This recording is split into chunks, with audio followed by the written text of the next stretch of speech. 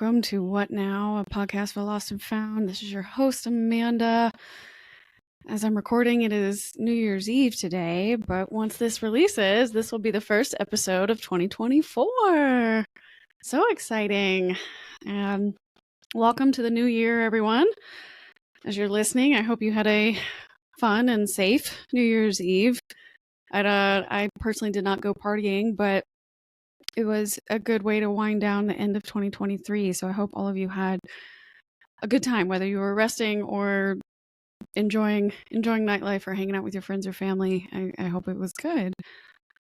Let's see. I thought while I had the time, I could use this opportunity for this episode to just kind of close out the year and welcome 2024 with open arms, whether I'm really ready for it or not, but that is to be determined at this point.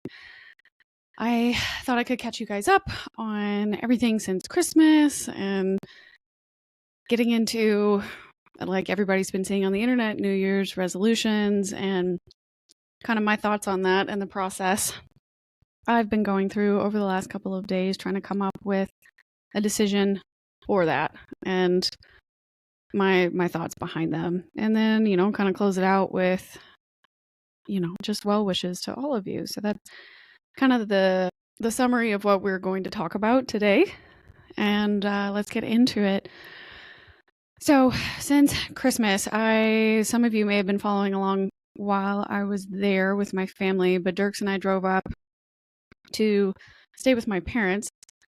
My brother's fiance was with her own family, and my brother had to work on Christmas Day, so we couldn't all be together this year, but that's okay. I did get to see Jackson Christmas Eve, and he brought over a new dish. Let me see if I can remember this correctly. Short rib fettuccine ragu is what he called it, and it was absolutely delicious. So that's what we had for Christmas Eve dinner.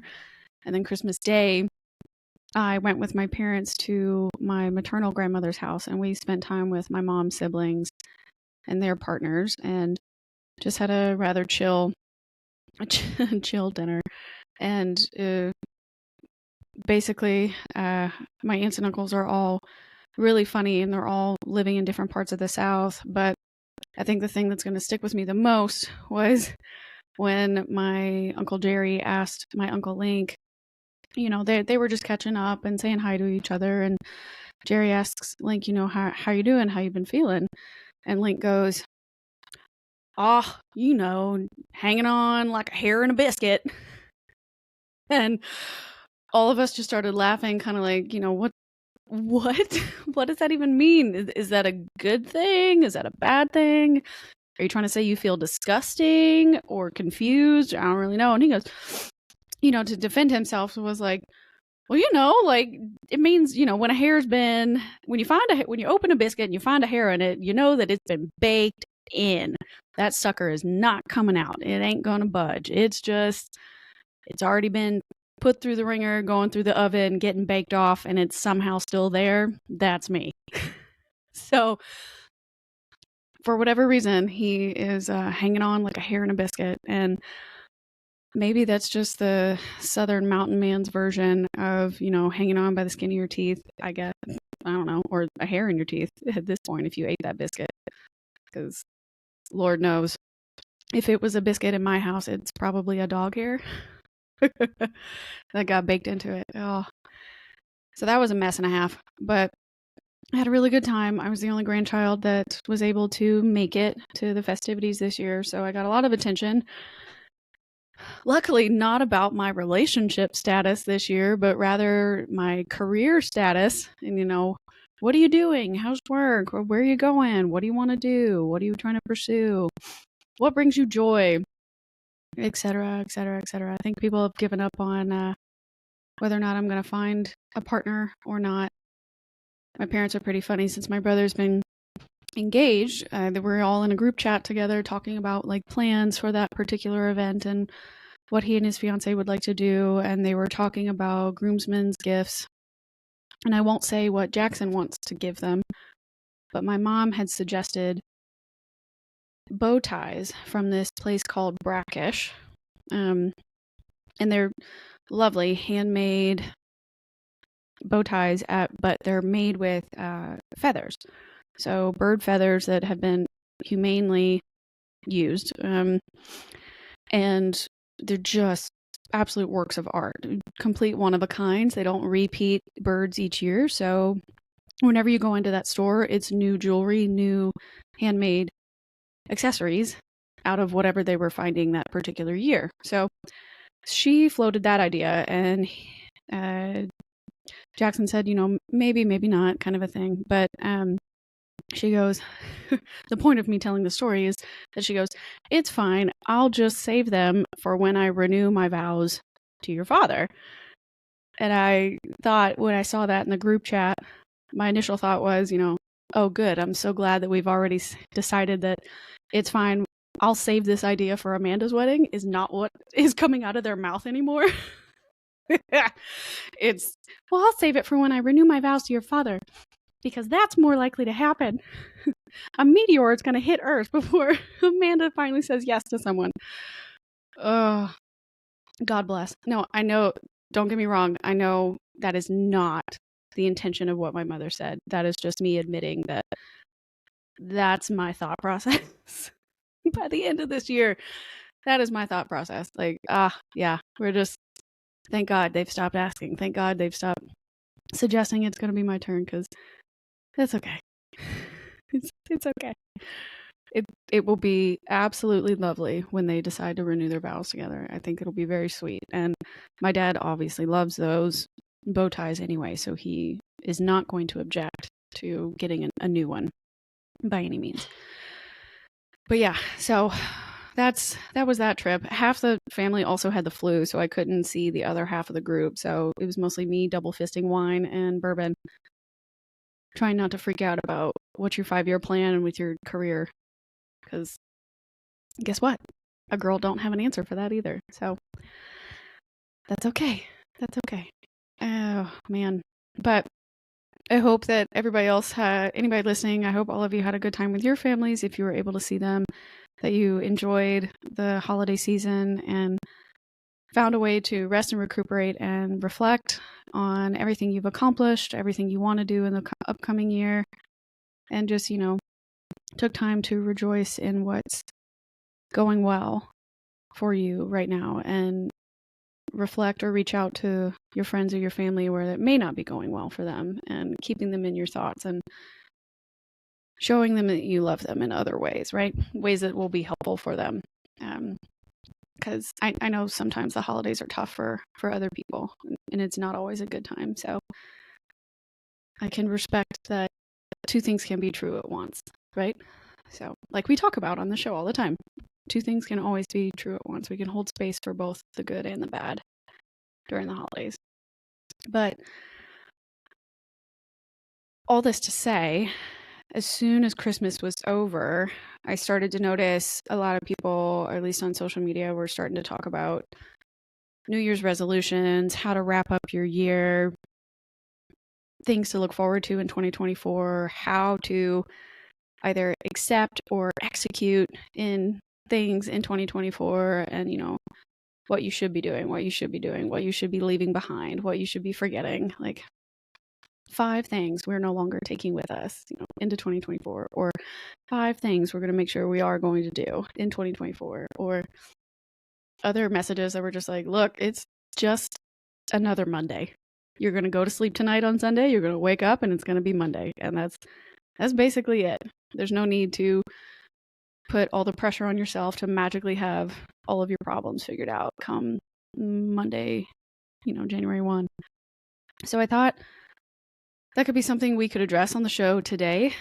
New Year's resolutions to have or not to have, but also just acknowledging the extremes, right? Like, you're going to be seeing, if you're active on social media, or if you socialize at all, I'm sure people are talking about it or bringing it up or expressing their opinions about New Year's resolutions and what they are and whether or not to have them too. So you can't really avoid it and at this time of year. So I don't want to, one, make the assumption that you have a plan in mind or that you even have a New Year's resolution, because I don't think everybody believes in them or does does anything with that. And then two, anything I say in this episode, I am not vain enough to think that what I'm saying is original, or that whatever advice I'm about to give or opinions I'm about to give are going to be that profound. They're not. They're just mine.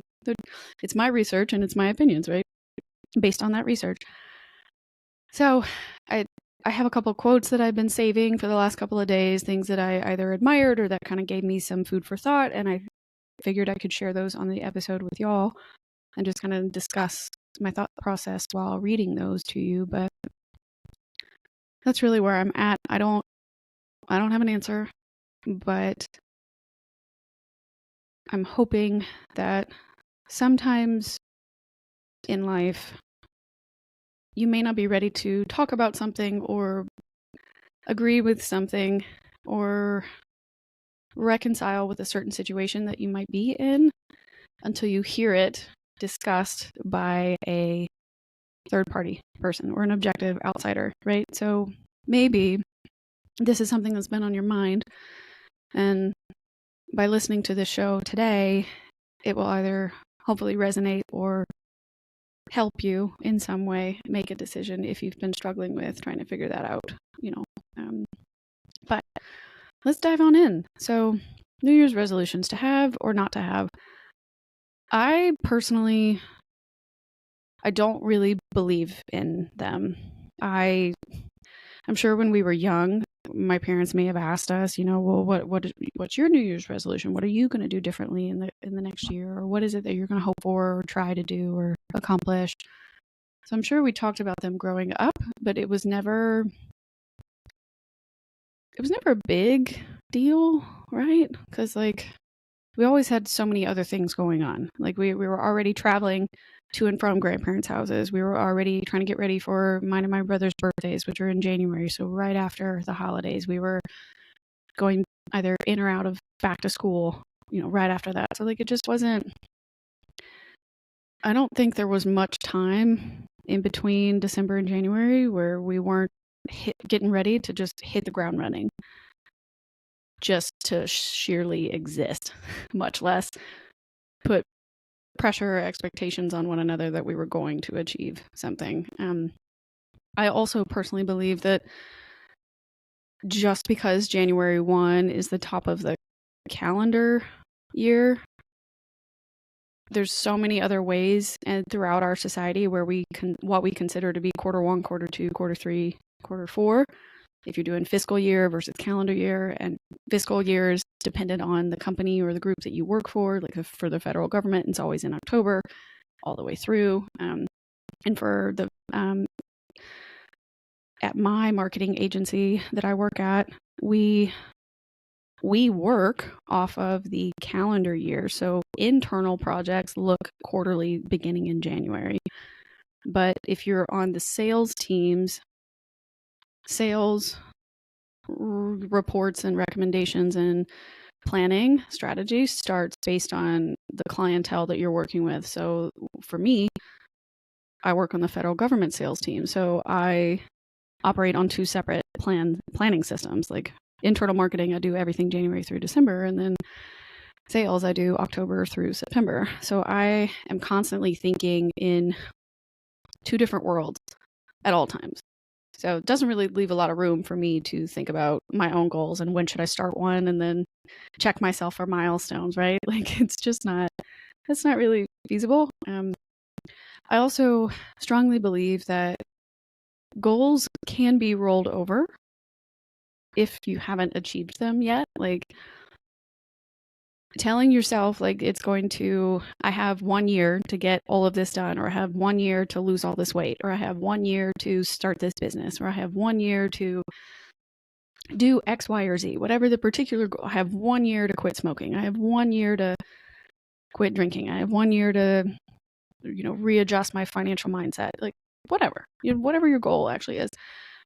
I think things get sticky when you set that subconscious expectation that it has to be done this year or it's considered a failure. So I have to start over completely in January 1st. And honestly, I don't think there's anything wrong with rolling over a particular goal that you had previously, right? Like, if you're still on your fitness journey, you should continue that. You shouldn't be judging yourself by December 31st. How well did I do this past year? Versus, okay, well, I went into Thanksgiving, messed up my diet, had a couple bad days, try to get renewed between, Thanksgiving to Christmas, and now it's just all gone downhill and it's complete garbage. And it's like, well, sure, you got off your consistency, but that doesn't mean you can't just renew your goal, roll over your goal from before. There's so many particular goals that are inherently related to our evolution as a person, and setting that particular evolution on a timeline that actually should be a lifestyle goal rather than a timed goal can get messy. And it might be a whole lot easier to just go, oh well, I already messed it up, like let me just give up, let me just my fitness is garbage, I'm just going to stay a garbage human in my garbage can and never get out of here, because apparently that's all I'm ever going to be good for. And that the spiraling like that, when you set that particular goal, is just it's not good. Of course you're never going to get to where you wanted to go, because you set that precedent on yourself rather than figuring out how to convert your lifestyle to support your new goals or your current goals or your rolled over goals, right? So I personally believe you don't need to have a New Year's resolution just because everybody else is having them. And if you have a goal that you still want but did not achieve during 2023, there's absolutely nothing wrong with just rolling it over into 2024. If you are lucky enough to wake up today and have another day available to you, then you can absolutely keep grinding towards whatever that original goal was until you get there, right? There's nothing wrong with that. And that's one of the reasons why I think there's there's nuanced complications with the term New Year, New Me, that mindset. You might be seeing that on the internet a lot, especially when related to fitness industry or health and wellness related industry and projects that they have. And particularly businesses that want to sell you workout programs at the beginning of the year, right? Because they want to help you boost your chances of going to the gym and being successful in the new year. And I think that phrase, New Year, New Me, probably originates from a place of good intention, but it adds that pressure, I believe, that you have to fix things in a year, which sometimes you just can't.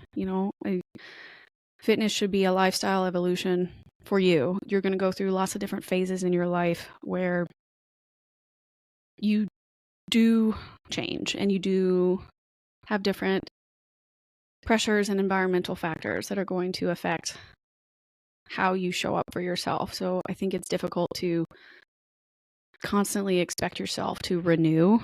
New year, new me, new year, new me, new year, new me. That's exhausting. Every single year you have to be a brand new person. You got to be a brand new version. You got to scrap everything else that's old from you. I don't know.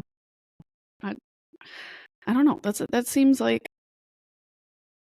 so much more emotional work, right? Rather than taking the time to self-reflect on picking and choosing, like, all right, this is what worked for me this past year. This is what did not. Let me see how I can build myself better using what I've learned versus new year, new me.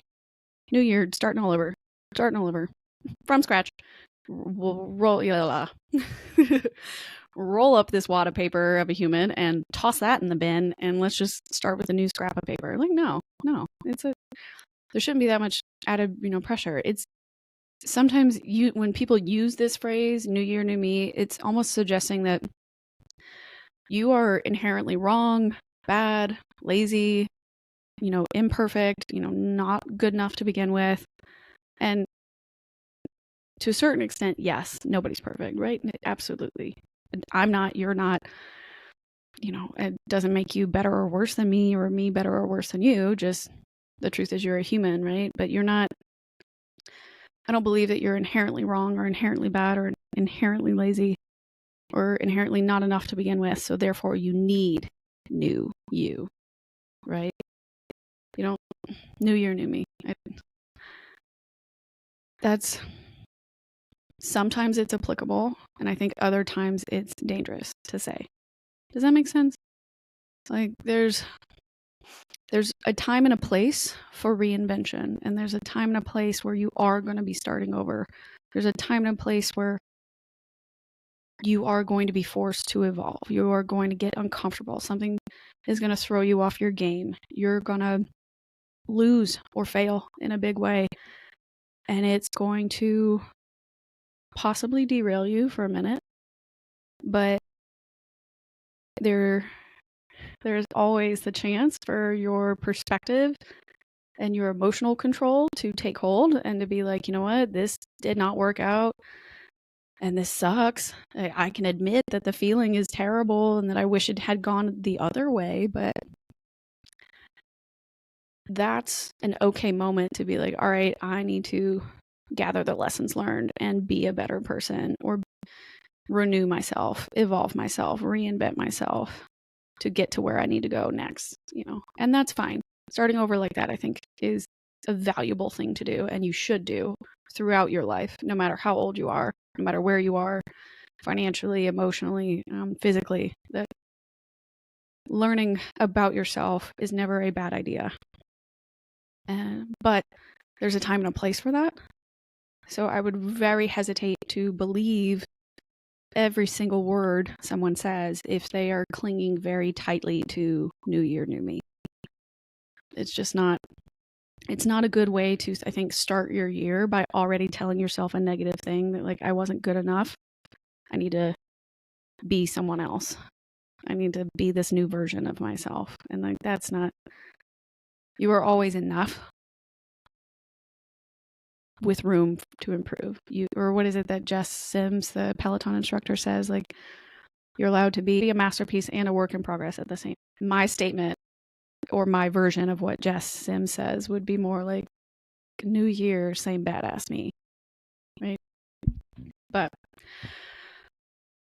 I was flipping through social media to try and find some ideas or quotes or topics, you know, just to kind of cover certain New Year's resolution-y things or things that people have been saying, and find the ones that stuck with me the most, and then share those with you, you know, and I kind of explain my thought process behind why I liked what they had to say. But sticking to the fitnessy related ones, before we move into lifestyle related ones, I came across a quote from Chrissy Cella. She said in her Instagram today, you know, fitness is about elevating the life you already have and making it better. It's not about consuming your life. And the context that she was bringing this out of was that she is launching a new workout program January 1st of 2024. And you can find that program by joining her app on Evolve You. And she was essentially trying to explain the reasoning behind the new program that she had designed and what she wanted to use it for. But the thing that really stuck out to me was that she continues to hone into her audience. Fitness is about elevating the life you already have, not getting consumed by fitness, not letting it control every single piece of your lifestyle, like, or every single piece of your thoughts and your minds and your foods and your goals and your ability to function in the world. Like, fitness is important.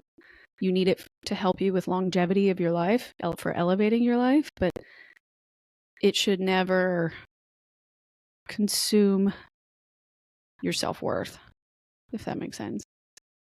Her other company, Honor Active, also posted a quote today that said, you know, January isn't a reset button. It's a reminder to honor ourselves in our unique journeys. 2024 is the year that you should believe in yourself and all that you are. Remember that there is something inside of you that is greater than any obstacle, and you don't need a new year. to start anew. Every day is a chance to relearn, reinvest, and restart. And I thought that was really great. They are not trying to make people feel bad about their lifestyle choices and reminding you that, like, it's just another year, really. You don't have to wait for January 1 to evolve, to relearn, reinvent, and restart. You are the person that is in control of your life and your decisions and your choices. And if you want to start anew, just go ahead and go for it, right? Like you don't need to wait on other people's approval. You don't need to wait on a specific calendar timeline or someone else's 12-week program. You are your biggest advocate at the end of the day. It is always going to be you. So you don't need a new year to start anew. And I just really appreciated that. I thought that was a good objective. Even though she runs 2 fitness related companies, they are actively trying to make sure that they are honest with their audience, but reminding them that they can elevate their lives and they have the power to do so, right? You don't need to wait on other people's timelines to make something happen like that. And I think that's huge. All right, so let's see what else I saved, because I saved everything in Instagram. So this quote came from an individual on Instagram with the handle Vex King. I don't believe I follow Vex. It says, a self-love writer and author, #1 Sunday Times best-selling author, co-founder of the Rising Serp. Vex King said,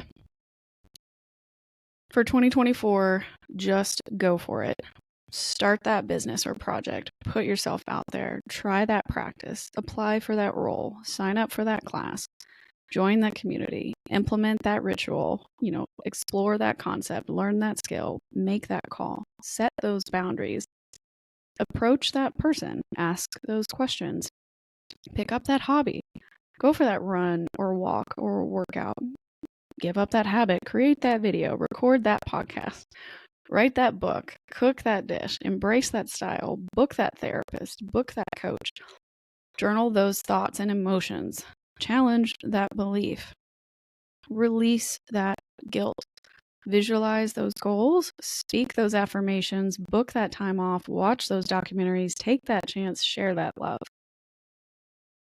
So that's a lot, right? That's a lot of instructions. That's a lot of inspiring things that you could do, right? If you've been holding back on any of those particular topics or ideas, or you've had those thoughts in the back of your mind for a while, it can be helpful to read something like that and just go, you know what, you're right. I'm going to do that.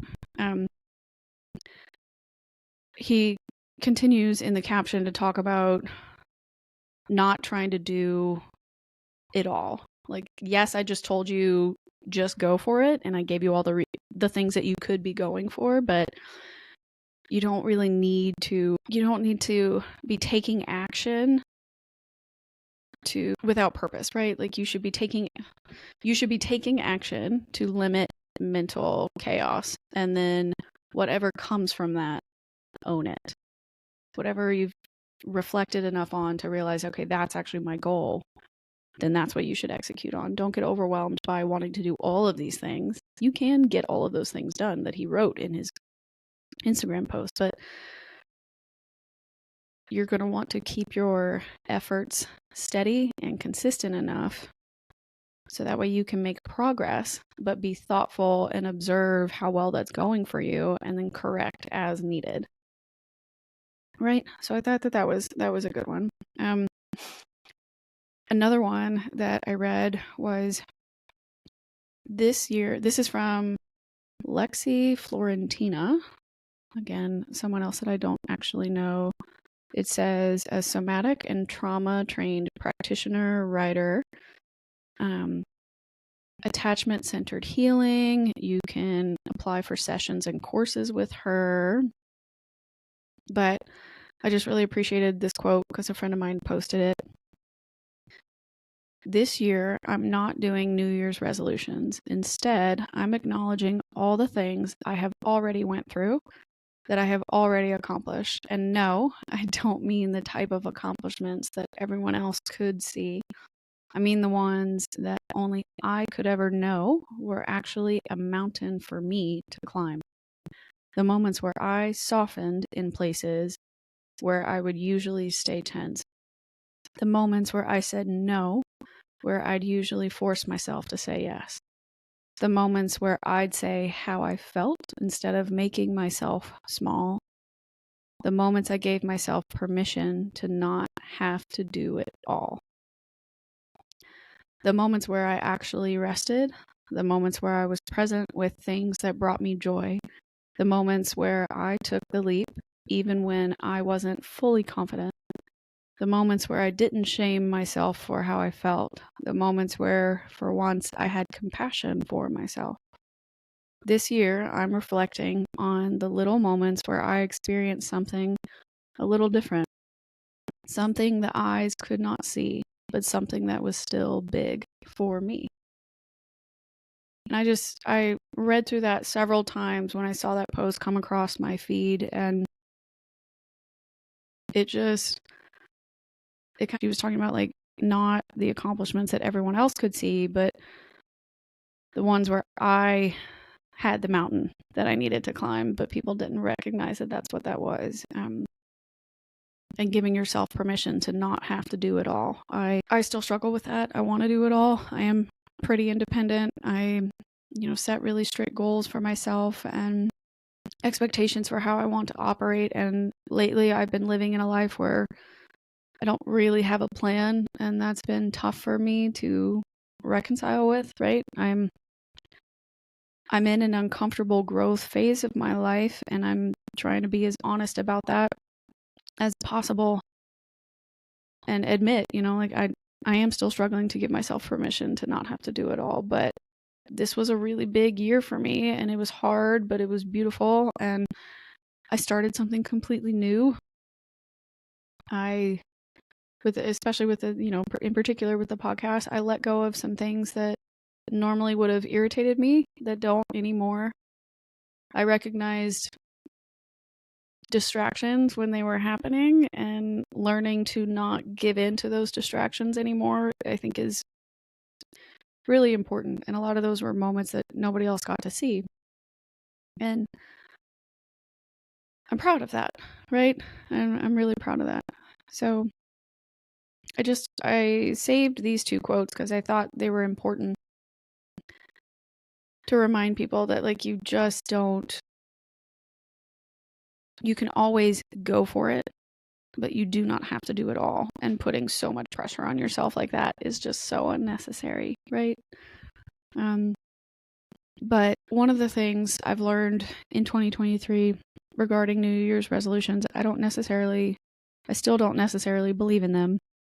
But after kind of scrolling through social media, watching what other influencers have been saying, or other people, publicly online, the only thing that really kind of stuck to me that I was willing to try that is new, rather than forcing myself to write down like a particular New Year's resolution goal. I don't have that. I do have 5-year, 10-year goals, like things I'm manifesting, like what I did with the vision board with Max Malay a couple episodes back, and what I want for the podcast as a whole, if I can turn it into a business in some way, what I would like to see for that business, what I would like to bring to fruition for that business. I write those things down. But on a personal level, I've never really been much for writing down New Year's resolutions or journaling, or at least not since I was really little, right? Like that 10-year-old girl that wrote about joining the FBI. Like, I don't remember the last time I had a genuine journal. But for Christmas, at the company Christmas party this year, our agency gave us a couple different, small gifts, trinkets and stuff. And one of the gifts that they gave us was a branded journal, just a blank, small notebook with a pen that came with it. And I've been using that instead of writing work notes in them.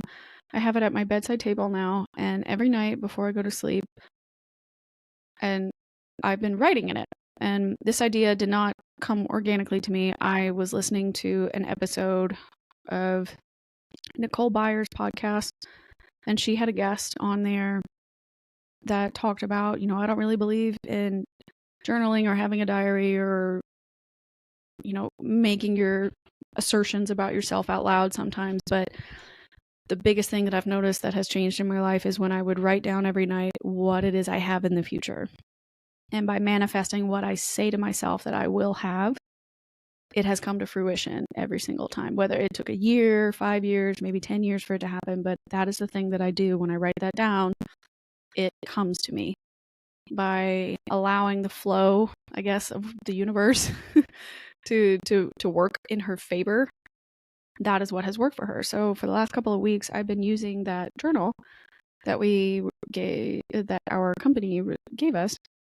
I've been using that to write down what will happen to me in my future. So all of the statements are I have, or I will have, or,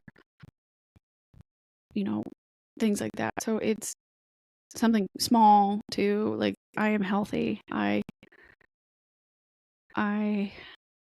have a roof rack for the car. I have a kayak that I use regularly. I will visit the beach once a year, or I will have, financial stability. I have paid off my student loans. I have covered these purchases, or I have a healthy, supportive and passionate relationship. I have whatever it is that I need in that moment. Some of the days are different than others. So like some of the days I'm just thinking about, my family, or like I have a healthy family. I have the ability to support my family if needed. I have the ability to travel when I want to, or I have visited XYZ people. So it kind of changes day in and day out, but all of the statements, the main thing that she was saying in her podcast episode was that you have to say future. So like I will have, or this is mine. And you're claiming it. You have to say I have and claim it for yourself. I think the biggest thing about that is that it helps keep it at the forefront of your mind. And then when you go to sleep, it like ingrains into your subconscious, right? And then you get to start over again. Some people work through gratitude journals. If you don't really have a goal in mind, sometimes you can try journaling first and then see what pours out of you organically. And then you can kind of dig through that again and drill down to what you want to do and where you want to go from there. So that's why I thought it would be worth giving it a try, right? One of the other influencers that I follow, Danielle Wilson, she posted a end of the year self check-in. And she said, step 1, you need to journal the answers to these questions. So she does a lot of content on Instagram and TikTok about how to define your why, whether that's in your fitness journey or your personal life journey. So I thought her writing journal questions is a good opportunity for some people who may have never tried journaling before, or you do journal a lot and you're very you're into mindfulness or mindset activities, or resetting your mindset or reestablishing a particular type of mindset, your fitness mindset, your emotional mindset, your financial mindset, whatever it is that you are trying to enhance in your life. So I will post on my stories and save on a highlight Danielle Wilson's questions, so that way people can look at those if you'd like to copy them and go from there. But I just want to admit that these are not my journaling questions, right? Like these are hers, and I can add them to the show notes as well if you would like to look through that and try that for yourself. But these are the questions that I thought were really good, stuff Stuff like, what did you learn about yourself this year? What are you most proud of yourself for accomplishing this year? What do you think is your biggest opportunity for improvement in 2024? How is your self-talk? How is your conversation with yourself? How can you improve on that self-talk? How can you take better care of your health this next year? How do you take what are you doing with your relationships? Which ones brought you the most joy and fulfillment? What relationships left you feeling drained? It gives you a second to think about what is currently in your life, what's holding you back, what should you keep, what should you get rid of. So I loved her end of the year self check-in, because even if you don't want to set a New Year's resolution, by going one by one down the line of these questions that she gives you, it can help you, I think, drill down to what you've learned, what you've gained, what you've lost, and what you do not need to keep anymore, right? Those are 4 big buckets that I think anybody should take the time to reflect on. So I will probably do that tonight instead of my usual just I will have or I have statements. I might go through and actually do her check-in. And then step 2 is create your vision board for 2024. So I did do the vision board with Max Malay back in October. So I don't know that I will make a 2024 vision board, because I kind of feel like the vision board I have is still applicable. I may end up being an annual an annual vision board person rather. So maybe on the birthday of Podcast for the Lost and Found, I will renew the vision board each year for the birthday party episode and just be like, we've made it through year 1. Let's go. All right, bitches. Get ready for birthday number 2 kind of a thing. I don't know. We'll see. But those are the kind of things that I saw on the internet lately that were really stuck out to me in my mind. Also, another friend of mine suggested that if you don't have a journal or a blank diary or a blank notebook to journal with, and you want some more structured mindset journaling or structured goal setting, one of the really great journal systems that are out there right now is from an individual author and writer named Case Kenny. He's a content creator on social media and DJ, and the author of several journals and a podcast host of New Mindset Who Dis. You may have heard of him. He sells his journals on his website, New Mindset Who Dis, and on Amazon. So you can buy those directly from him, but they're all based on whatever the specific type of mindset is that you want. If you want to build more confidence and be more bold in your life, he's got a journal to help you do that. If you are working through your romantic relationships, building up what you want out of a partnership, he's got a relationship journal for you to work through to help you with that particular mindset of dating and pursuing the right people and elevating your own life at the same time, kind of a thing. So he's got a lot of good stuff in there. So I would suggest those if you don't want to do a blank journal like what I'm doing right now. So his are really good. And I will, I can link all of this for the things that I've found in the show notes in case you guys want to do that.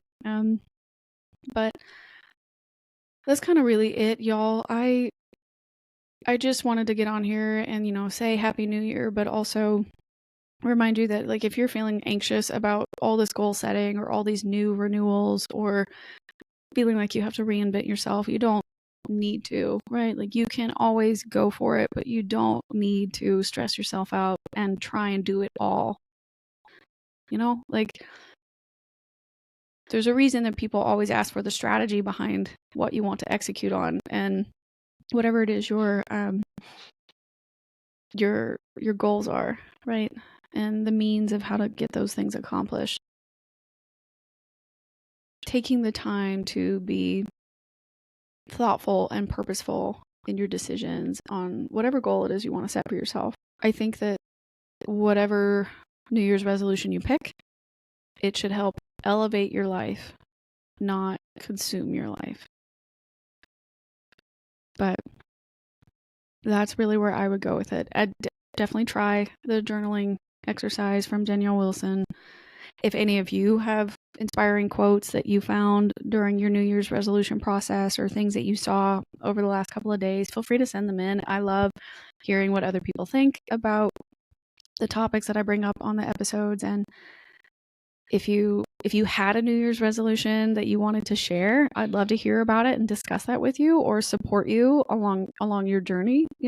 Just because I don't have one in particular doesn't mean that I can't appreciate the effort and the time that you're putting into yourself and your goals. And I'm here to pour back into you. If you ever need support or you want to bounce ideas off of somebody, I'm happy to do that. So that is all for tonight's episode. I just wanted to, get all those crazy thoughts out, and hopefully it made sense and you found it at least supportive or validating if you've been confused or over it, or exhausted this past year. It's okay. Like you can take your time while you're elevating your life and while you're renewing the things that you need to renew without feeling the stress of needing to completely reinvent yourself. Don't do unnecessary work. We're going to work smarter, not harder. That's all I've got for you tonight, because that's when I'm recording. That's all I've got. So thank you so much for listening. Just want to say Happy New Year, you wily wanderers. You are always welcome here at the Lost and Found. I appreciate everyone's support and continued engagement. It really means the world to me when I hear from you and hear which episodes you've really, related to and you enjoyed listening to. It means a lot to me to know that I have helped in some way, or at least inspired you or entertained you in some way. If you've either laughed or cried with me, I really do appreciate it. So please continue to like, subscribe, leave a review, share the episodes with your friends. The more the merrier. Leave me a comment, 5 stars. If you would like to send me a message or any questions, you can always email me at askwhatnowpodcast@gmail.com. Always happy to hear from you and interact with you. And it means the world to me that you are here and supporting the show. So Happy New Year. And remember, wanderers are always welcome.